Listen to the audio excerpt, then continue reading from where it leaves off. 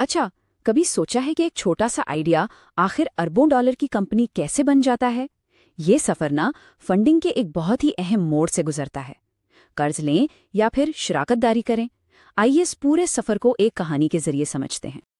इस सवाल का जवाब ढूंढने के लिए चले मिलते हैं दो दोस्तों से, विवेक और योगेश, जिन्होंने एक छोटे से आइडिया को एक बहुत बड़ी हकीकत में बदलने का ख्वाब देखा था।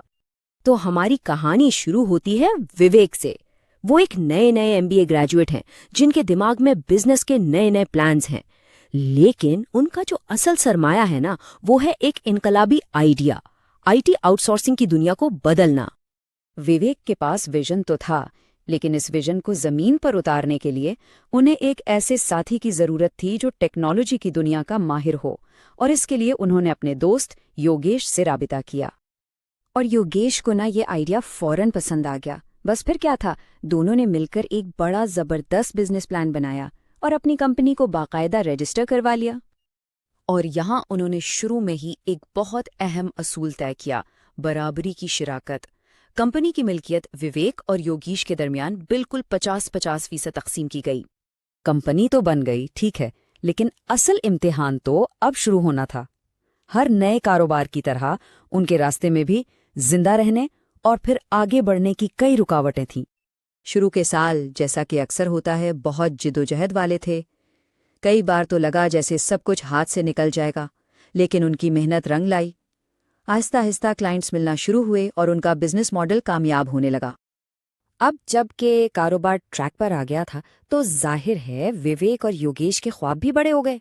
वो सिर्फ सर्विसेज नहीं देना चाहते थे, बल्कि अपने सॉफ्टवेयर प्रोडक्ट्स बनाना चाहते थे, ताकि कंपनी को एक नई बुलंदी पर ले जा सकें। लेकिन इस बड़े ख्वाब और हकीकत के बीच में एक बहुत बड़ी दीवार खड़ी थी, और वो थी पैसा, सरमाया। तरक्की के लिए पैसों की जरूरत थी, लेकिन जो भी उनके पास इब्तिदाई जराए थे ना, वो मुकम्मल तौर पर खत्म हो चुके थे। देखें, वो इस कंपनी में अपना सब कुछ लगा चुके थे, अपनी ज़ाती बचत, दोस्तों से लिया गया कर्ज, यहाँ तक कि रिश्तेदारों से मांगा हुआ पैसा भी। अब उनके पास मजीद कुछ लगाने को नहीं था। तो अब जब सारे आसान रास्ते बंद हो चुके थे, वो क्या करते, कहाँ जाते? अपनी कंपनी को बड़ा बनाने के लिए उन्हें फंडिंग के नए और बड़े दरवाजे खटखटाने थे। और इसी तलाश में उनके सामने फंडिंग की एक पूरी नई दुनिया खुल गई, ऐसे ऑप्शंस जिनके बारे में शायद उन्होंने पहले सोचा भी नहीं था। उनके सामने मोटे तौर पर 4 रास्ते आए। एक तो था सीधा सादा बैंक से कर्ज, फिर आते हैं एंजल इन्वेस्टर्स, फिर बड़ी वेंचर कैपिटल फर्म्स, और आखिरी सबसे बड़ा रास्ता था स्टॉक मार्केट का। लेकिन दिलचस्प बात यह है कि ये चारों रास्ते अपनी तमाम तफसीलात के बावजूद आखिर में सिर्फ 2 बुनियादी कैटेगरीज में आते हैं। एक है डेट यानी कर्ज, और दूसरी है इक्विटी यानी हिस्सादारी। तो अब वक्त था फैसले का। विवेक और योगेश को इन्हीं 2 रास्तों में से एक का इंतखाब करना था।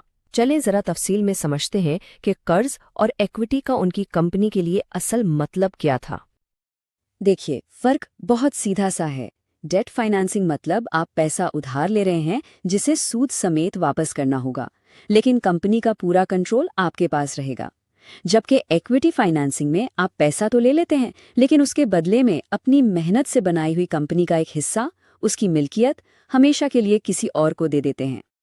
तो उनके सामने मंजर कुछ ऐसा था। अगर वो कर्ज का रास्ता लेते तो बैंक से लोन मिल जाता, लेकिन उसे सूद समेत वापस भी करना पड़ता। और अगर इक्विटी का रास्ता लेते तो इन्वेस्टर से पैसा तो मिल जाता, लेकिन उनकी अपनी 50-50% की हिस्सेदारी कम हो जाती। तो सवाल ये है कि डेट या इक्विटी, क्या बेहतर है? कंट्रोल अपने पास रखना या फिर कंपनी का एक टुकड़ा देकर तेजी से आगे बढ़ना? हर रास्ते के अपने फायदे और नुकसानात हैं, और यही वो सवाल है जिसका जवाब हर बानी को तलाश करना पड़ता है।